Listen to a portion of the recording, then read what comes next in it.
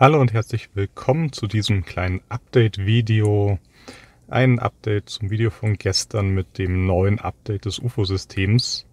Ich hatte doch noch ein paar Schwierigkeiten, weshalb ich jetzt dieses Update-Video eben mache und will euch da kurz ein paar Neuerungen noch zeigen, die ich danach noch entdeckt habe und nochmal erklären, was mir gestern passiert ist.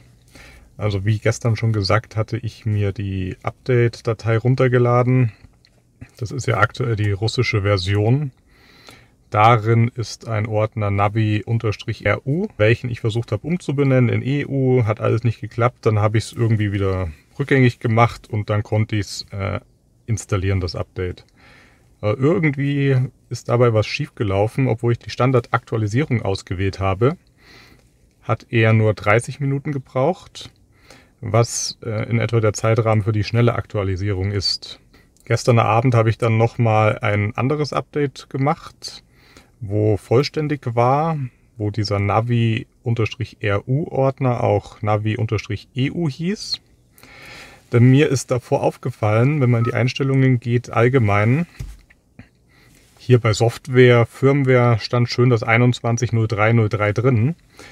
Aber bei den Karten, ich werde es jetzt auch gleich einblenden, stand noch EUR 12 sonst was. Und das war genau derselbe Stand wie vor dem Update. Das heißt, er hat gestern die Karten bei mir nicht aktualisiert. Mit dem Update, was ich dann gestern Abend wiederholt habe, welches dann 1,5 Stunden gebraucht hat bei der Standardaktualisierung, nicht nur eine halbe Stunde wie bei der schnellen, hat er dann eben diese Karten jetzt auch installiert. Und dabei ist mir dann auch aufgefallen, wenn man jetzt mal in die Map schaut, dass hier links die Ansicht anders ist. Das heißt, durch die Karten hat sich hier auch noch mal ein bisschen was geändert. Ich werde auch hier wieder einen Vergleich einblenden, wie es aussah. Aber ich finde es sehr interessant, weil dieser Plus-Minus-Button war gestern, glaube ich, nicht da und auch das Design war, ich sage jetzt mal, ein bisschen älter.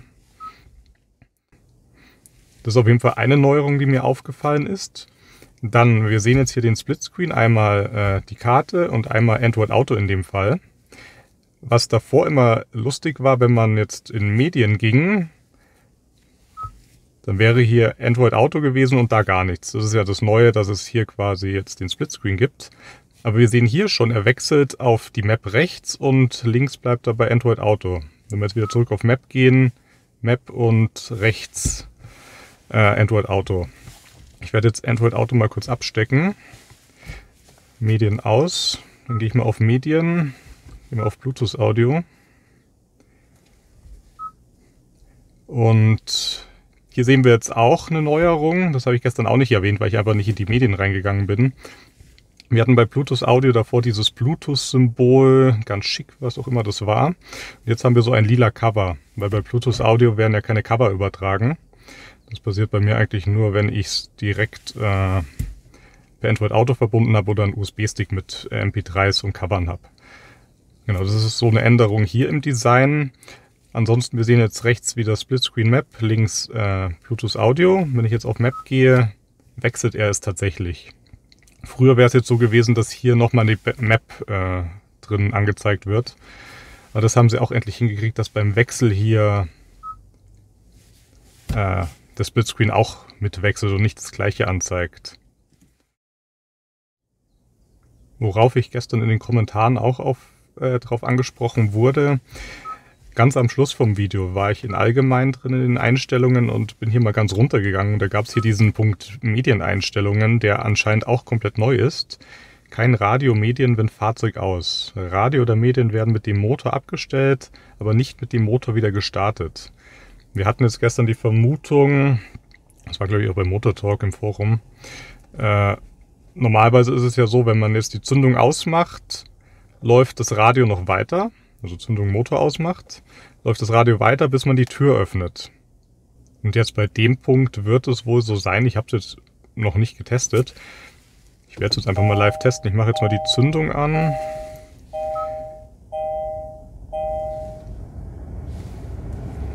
Gehen mal kurz auf Radio. Und Lüftung aus. So, Zündung ist jetzt aus. Die Option hatte ich, glaube ich, eingestellt. Zum Glück gibt es Oder? Löffelglück. Du bist Genau, ist eingestellt, Radio. So, machen wir mal ein bisschen leiser. So, Zündung ist an. Zündung ist aus. Ja, jetzt mache ich Tür auf und dann geht's aus. Vielleicht muss auch wirklich der Motor dazu laufen. Ich weiß es nicht, aber für mich ist das sicher eine Funktion, die ich so nicht brauche. Deswegen mache ich die gleich wieder aus. Weil ich bin eigentlich froh, wenn auch mit dem Motorstart, beziehungsweise wenn man die Zündung einschaltet, auch die Musik wieder läuft. Ansonsten habe ich jetzt nichts Neues mehr entdeckt auf die Schnelle. Ich hatte ja gestern dann 1,5 Stunden im Auto Zeit, während dem Update nachzuschauen. Das übrigens zur Info, es gibt ja die Option schnelle Aktualisierung und Standardaktualisierung. Schnelles Update ist dann quasi, dass man das System dabei nicht mehr nutzen kann. Die Standardaktualisierung, währenddessen kann man das System noch nutzen. Er hat dann 1 Stunde 15, glaube ich, gebraucht, um alle Daten zu überspielen und sonst was zu machen. Und dann kam die Meldung, jetzt wird das Update ca. 8 Minuten brauchen. Und in den 8 Minuten, weil das waren keine 5, glaube ich, konnte man das dann nicht nutzen. Aber währenddessen konnte man es die ganze Zeit nutzen. Hier ist jetzt auch die Frage noch, man sollte die Zündung immer anlassen, wegen der Batterie. Normalerweise sollte das Update auch 1,5 Stunden die Batterie aushalten, wenn sie voll geladen ist. Zur Sicherheit kann man entweder ein Batterieladegerät währenddessen anstecken oder man fährt einfach eine Runde. Dann sollte man mit der Batterie auch keine Probleme haben. Und dann nochmal ganz wichtig, ich habe es gestern dann gemerkt, ich habe mich zwar durchgelesen, was bei dem Update alles beachtet werden muss, aber wie erklärt, habe ich hier 2 Fehler gehabt, vor allem dieses Kartenupdate, das nicht durchgeführt wurde. Schaut, wenn ihr das Update selbst macht, nochmal selbst die ganzen Foren durch. Lest euch durch, welche Dateien braucht ihr. Das hatte ich gestern auch in den Kommentaren eine Frage. Ein Kia Niro-Besitzer, der braucht andere Dateien als ein Ceed-Besitzer. Ich glaube, die Ceed-Dateien gehen auch im Sportage. Aber dann hat der Stinger eigene Dateien, der Niro, Sorento, was es nicht alles gibt. Schaut, dass ihr da auf jeden Fall die richtige Version nehmt. Es kann sonst nach hinten losgehen. Generell bei diesen ganzen Sachen selbst Update machen, eben schauen, dass Batterie voll ist, Zündung läuft und Zündung nicht ausgeschaltet wird, dass das System nicht irgendwie kaputt gehen kann. Also dass irgendwie frickt, wie man es so gern nennt beim Handy, und dass es nicht mehr nutzbar ist. Weil das passiert alles, wenn ihr das Update selbst macht, auf eigene Gefahr. Aber die bisherigen Erfahrungen zeigen eigentlich, dass es immer ohne Probleme durchgelaufen ist. So, was ich noch sagen wollte. Wir haben jetzt hier, wenn wir unter Allgemein schauen, da ich diese russische Version installiert habe, bei Karten das RUS stehen und die Versionsnummer. Es gibt inzwischen auch ein Update, wo hier einfach der Text angepasst wurde. Der Inhalt, egal ob russisch oder EU, soll gleich sein. Es ist halt wirklich nur die Bezeichnung. Oben sehen wir, überall steht EUR für Europa und Karten steht einfach Russ. Macht einfach keinen Unterschied. Es gibt neue Versionen, da wurde der Text angepasst, dann steht da auch EUR. Das noch so als kurzer Hinweis. So, was mir gerade beim Schneiden noch eingefallen ist, bezüglich des Valet-Modus. Ich blende jetzt einfach mal den Videoabschnitt von gestern hier ein. Beim Valet-Modus war es ja so, wir geben hier ein Passwort ein, bestätigen das und dann kriegen wir auf die UFO-App einen Haufen Informationen. Gestern in den Kommentaren wurde ich darauf angesprochen, ob es damit möglich ist, dass der Valet-Fahrer, der das Auto dann für einen einparkt, keinen Zugriff mehr aufs System hat. Das habe ich gestern nicht getestet, ich habe es jetzt dann getestet gehabt noch. Es ist tatsächlich so, wenn jetzt diese Ansicht hier sichtbar ist, kommt man nicht mehr ins System rein. Man kann dann unten auf die Touch-Buttons drücken, es passiert nichts.